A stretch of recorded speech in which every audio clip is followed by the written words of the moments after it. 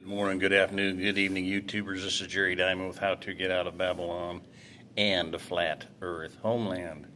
So I did a update earlier and segued into, I'd watched a video on got a really nice rock surface here. It's even grouted and everything.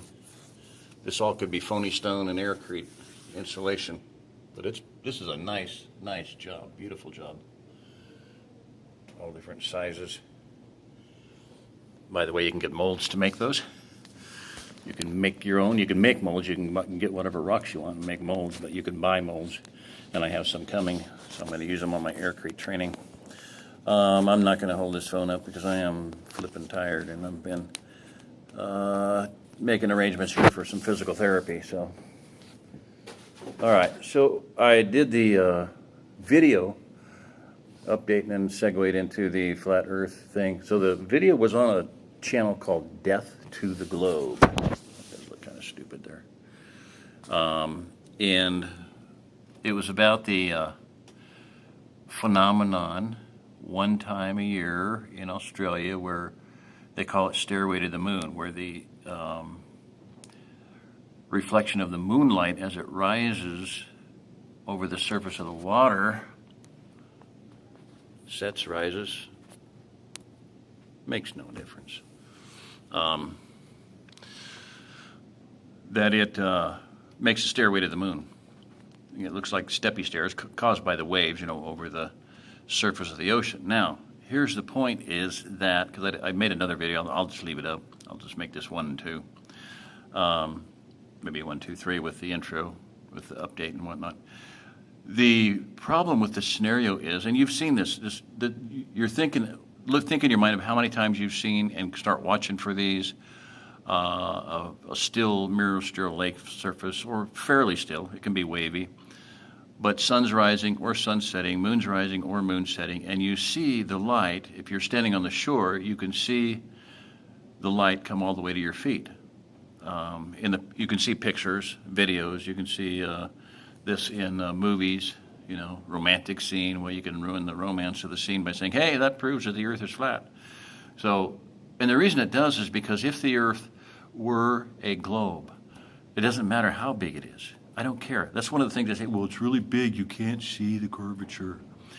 No, science dictates the simple, unalterable, eternal, immutable, unchangeable, hard written in stone fact, law, capital L, capital A, capital W law, not theory, not gravity, not theory like relativity, not theory like evolution, law, that the angle of reflection equals the angle of incidence. In other words, you can test this for yourself. Take a mirror, lay it down on the table in front of you, and have a surface behind you that you can see. You can measure it. Put a protractor on your flashlight and then a protractor on the beam coming off of the mirror up to the wall. And if you shine the light downward at a 45-degree angle, it comes off of the mirror at a 45-degree angle. If you shine the light at a 1-degree angle, it comes off of the mirror at a 1-degree angle. There is no altering this fact. It is a hardcore, simple, immutable, unchangeable, easily proven, eternal law. Light reflects off of a surface at the same angle as it incidentally strikes it. Okay? So here is the problem with these pictures. The fact is that if the Earth were a globe, does not matter how, 25,000, doesn't make any difference. If it was 50,000 miles around, wouldn't make any difference. 100,000 miles around, it wouldn't make any difference. You would not observe that phenomenon, because at every case and point where the light strikes that surface, it would reflect off of that surface at the same point at an infinity of points. In other words, the sun, if the Earth were a globe, the sun would be striking it at a completely unlimited, a completely limitless, a completely numberless points. But at every single one of those points, it would reflect off of that point at the same angle that it struck the point at. Okay? Simple, provable, demonstrable, videoable, repeatable law. Period. Say it with me, class. The angle of reflection equals the angle of incidence. Okay? Learned it in physics, Physics 101.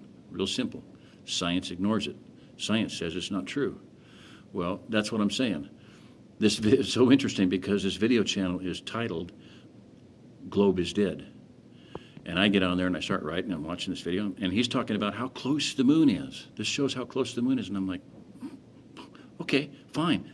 It also proves the bigger question, not how close is the moon, but how flat is the Earth? How flat is the water? Not how close it is, but how flat the Earth is. And then it just struck me that, you know, everybody's maybe some of you have seen the movie God is Dead. God's not dead. It's got the Newsboys in it, and Mr. Hercules, what the heck his name is. I'm fuzzy because I'm not all here because of my weekend, long busy weekend, but I'll think of it in a minute maybe. But anyway, yeah, a really famous guy that played Hercules. Well, he's in it. He plays an atheist. Okay. Now, once again, I want to point out, how many atheists do you know? Lifelong atheists, 40-year term long atheists who suddenly come to believe in God and believe in the Bible because they believe in the globe. No, the globe is atheism. The globe equals atheism. That is what was used to kill God. That's what I'm saying. Einstein proved, quote unquote, with his theory of relativity, he posited the possibility that the Earth, that it's relative. The Earth is, and he said you can't tell whether the Earth's moving or whether the universe is moving. He said that flat out. He knew the truth. He knew that he was concocting something that would blow smoke up the world's ass. Okay, that's what the theory of relativity is, and that is all it is: smoke and mirrors. Well, here I'm going to use a mirror to kill it. This kills the theory of relativity. You can take a playing card, a business card, cover it with shiny aluminum foil, find a flexible mirror, use a Mylar balloon, which I love. That's a great idea, as I was talking in the other video. Get a Mylar balloon. It's flat when you buy it, right? All right. Lay it on a table. Do this experiment. Check your angle of incidence. Check it multiple times. Put a little bit of air in it so it's now domed a little bit, at least a little bit. Make it as little as you want. Do your experiment. You do not have light shining to the surface at the other side of the balloon, period, end of story. Ain't gonna happen. Can't happen. Physically impossible. Physics Impossible 101. Physics 101 dictates by this immutable law. It's a law. Physics did not come up with the law, didn't invent the law, didn't theorize it and prove it. It's just a law. It's an observable law. Does not change, never will change, never has changed. But we have been blind to this because we have been so thoroughly freaking brainwashed. Well, this is going to kill it. This kills it. So Nietsche, atheist philosopher, said, God is dead, science killed him. The person that put the last nail, quote unquote, in God's coffin was Einstein, because the entire scientific world understood the Michelson-Morley experiment. They understood Sagnat's experiment. They understood Airy's failure. They understood that science had now proven several hundred times that the Earth was not moving in space, zero velocity. And they were in an absolute panic. Einstein came up with a theory of relativity. Suddenly you think, all is well. God is dead. Science killed him. Einstein killed God. Well, guess what? I'm pretty sure that God has killed Einstein by now. But, and Nietsche too, obviously. And Charles Darwin and Karl Marx. Okay? Darwin sent Karl Marx his Origin of the Species, and 17 long years went by as Origin of the Species and atheism fermented in the mind, the evil, putrid mind of Karl Marx. And what came out of that was Das Kapital and communism. And now you have atheistic communism, not just atheistic evolution, but atheistic communism, and the deaths of millions upon millions upon millions upon millions of human beings around this planet, slaughtered, skulls piled to the sky. bones filling rivers in Cambodia, Republic of Khmer. And let me tell you, next time somebody asks you, what difference does it make? What difference does it make? Who cares if the Earth is a pyramid? Maybe it's a cube. Maybe it's a pentagon. Maybe it's a globe. Maybe it's flat. Who cares? What difference does it make? I could use some French here. If you're that stupid as to say that and to not understand that atheism has murdered, how many millions of Christians, Christian farmers in the Ukraine were murdered by Stalin? Holodomor. Look it up. Holomodor. Holodomor. It means the extinction of a people by forced starvation. How many people did Lenin kill? How many people did Stalin kill? How many people did Pol Pot kill? 3 million in 3 months. Look it up. Watch the movie The Killing Fields. What difference does it make? They wouldn't exist. Communism would not exist. Atheism would not exist. Evolution would have never existed if it weren't for the globe. That is what allowed them to be and allowed those books to be written. Origin of the Species, Das Kapital, and the writings of Mao Tse Tung, Ho Chi Minh, and everybody else. Okay? It makes a huge difference. It's murdered probably 200, 300, 500 million people over the last few years. Just the last few years. Okay.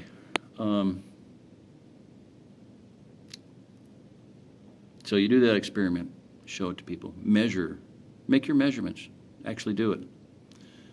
And then put some air in that balloon, curve that little card, bend that mirror. You don't have it. The only place that light reflected from a light source as such as the sun or the sun or the moon, rising or setting doesn't make any difference. The only way that can happen is on a flat surface. And it doesn't matter how big the waves are, it still happens because the light is hitting waves and water as its level. All right? It still works. All right? So, la-di-da, I'm going to pause it. All right, so I'm going to finish up. Here it is. Nietsche said, God is dead, science killed him. Well, I say, Nietzsche's dead, God killed him. No. Globe is dead. Science killed him. I like to say it that way, you know. God is dead, science killed him. Well, globe is dead, science killed him. Finally, it's taken a long time for us to wake up and see this. I mean, it's just, as much basic science as I had, it blows me away. Watch Brian Mullins. He's a physics professor. Watch him. He's got a thing on how come if you're flying from Quito, Ecuador, over to Singapore, over the North Pole, you start out at 1,000 miles an hour, 1,046 miles an hour, but suddenly, as you travel, the circumference of the Earth is getting less, so you're going slower. Your plane has to slow down to keep pace with the Earth. When you're at the North Pole, you're not moving at all. So anyway, that's it. So just watch, think about this. Watch for instances where you can see this in a movie, in a picture, artist painting. Everybody's got to testify to it. Yeah, I've seen that. And then show them the experiment. You can sit a globe head right across the table from you and show them this, and it will prove conclusively that their belief is wrong. So, all right. This is Jerry Diamond with How to Get Out of Babylon. If you're listening to this, you are the remnant. And don't forget Flat Earth Homelands. And this is what it's about. This is Jerry Diamond with Flat Earth Homeland. Kill the globe. Oh, the globe is dead. Goodbye.